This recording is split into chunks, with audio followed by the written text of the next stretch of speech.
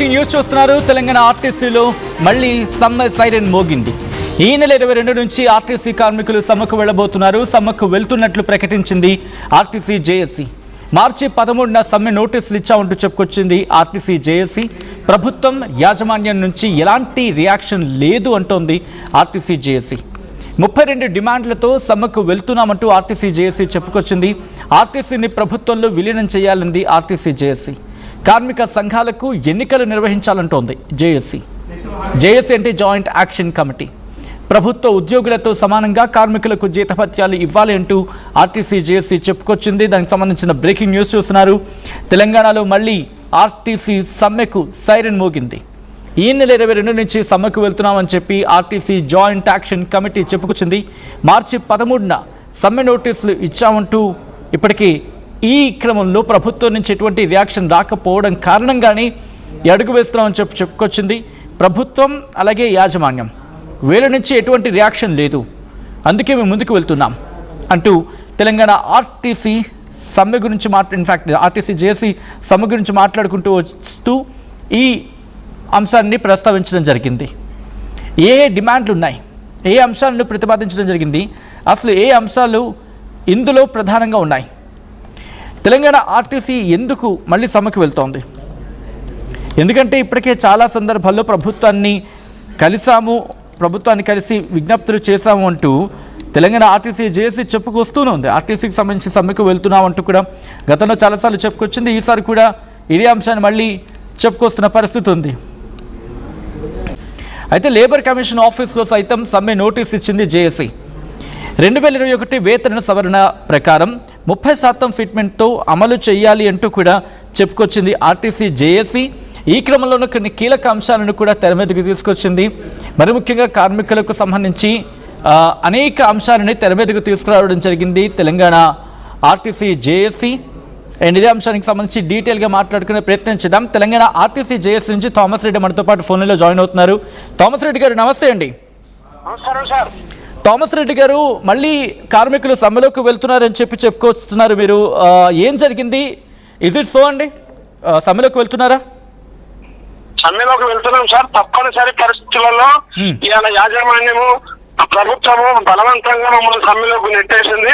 21వ తారీఖు అర్ధరాత్రి 22వ తారీఖు ఫస్ట్ బస్సు నుంచి నిరవధిక సమ్మెకి మేము సిద్ధంగా వెళ్ళిపోతున్నాం సార్. అంటే ఏంటి మీ డిమాండ్లు ఏంటి థామస్ రెడ్డి గారు?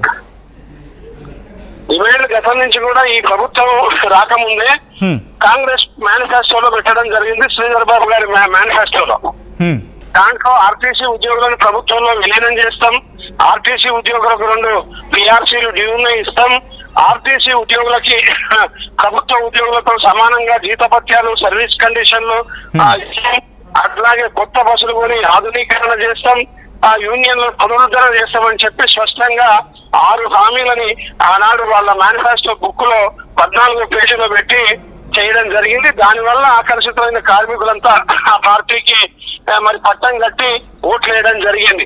ప్రభుత్వం గెలిచింది.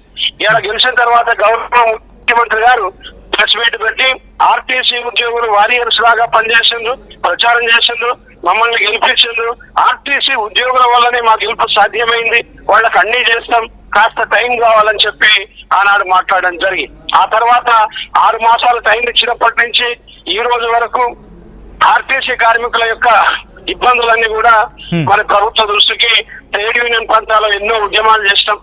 లాస్ట్ ఇయర్ కూడా సమ్మె నోటీస్ ఇచ్చినాం. మీడియేటర్ల ద్వారా కూడా చర్చలు జరిగినాయి, అయినా ఇవ్వలేదు. ఇవాళ వరకు ప్రభుత్వం ఏం చేస్తా ఉన్నదంటే మరి ప్రభుత్వం ఇలా మహాలక్ష్మి పథకం పేరు చెప్పి ఆర్టీసీకి డబ్బులన్నీ కూడా ఇవ్వకుండా చేస్తా ఉంది. మహాలక్ష్మి పథకంలో ఎన్ని ఇబ్బందులు వచ్చినా మేము ఇబ్బందులు పడి దాన్ని 45 గంటల్లో సక్సెస్ చేస్తే ప్రభుత్వ గౌరవ ప్రతిష్టలను పెంచినాం. దానికి ఇవాళ 350 కోట్లు ప్రతి నెల ఆర్టీసీకి ఇస్తా అని చెప్పి ప్రభుత్వం వాగ్దానం చేసింది. ఆ వాగ్దానం ప్రకారం ఈ రోజు వరకు కూడా అన్ని డబ్బులు ఇవ్వలే. తాత్కాలికంగా 180 కోట్లు 200 కోట్లు 160 కోట్లు తెచ్చుకుంటా పోయింది.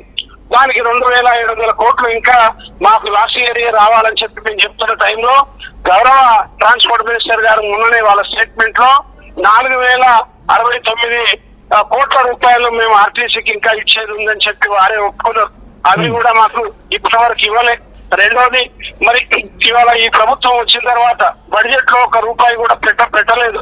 తర్వాత మాకు రావాల్సిన ప్రతి నెల రావాల్సిన బస్ పాస్ రియంబర్స్మెంట్ ఇవ్వట్లేదు, వికలాంగుల రియంబర్స్మెంట్ ఇవ్వట్లేదు, విలేకరుల రియంబర్స్మెంట్ ఇవ్వట్లేదు.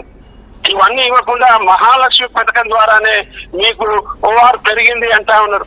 మహాలక్ష్మి పథకము మీరు ప్రవేశపెడితే మేము కష్టపడి వస్తే మేము టికెట్లు ఇస్తే ఆర్టీసీకి రావాల్సిన డబ్బులే కదా, అవి రియంబర్స్మెంట్ టోటల్ గా ఇవ్వాల్సిన బాధ్యత మీకు ఉందా లేదా? మరి అటువంటిప్పుడు ప్రజా రవాణాని మీరు ఏ విధంగా రక్షిస్తారు? ఇవాళ ప్రజాపాలన ప్రభుత్వం అని చెప్తా ఉన్నారు. ఇప్పుడు ఈ డిమాండ్స్ పరిస్థితి ఏంటి అని అడిగితే థామస్ రెడ్డి గారు, అంటే ఈ డిమాండ్స్ ని ఇప్పుడు ప్రభుత్వం ముందు ఉంచారా లేకపోతే ఆర్టీసీ ఉన్నతాధికారుల దృష్టికి తీసుకువెళ్లారా?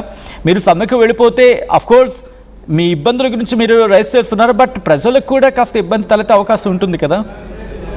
ఇవాళ ప్రజల ఇబ్బందులను తీర్చేదే ఆర్టీసీ.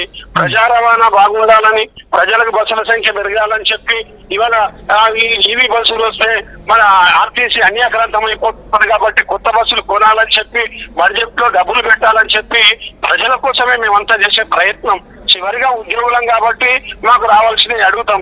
ఇవాళ సమ్మె నోటీస్ లో మేము 32 డిమాండ్లు పెట్టినాం. 32 డిమాండ్లు పెడితే ఈ గతంలో యాజమాన్యం రాలే, మొన్న రాలే, ఈ రోజు ఒక లెటర్ పంపించారు.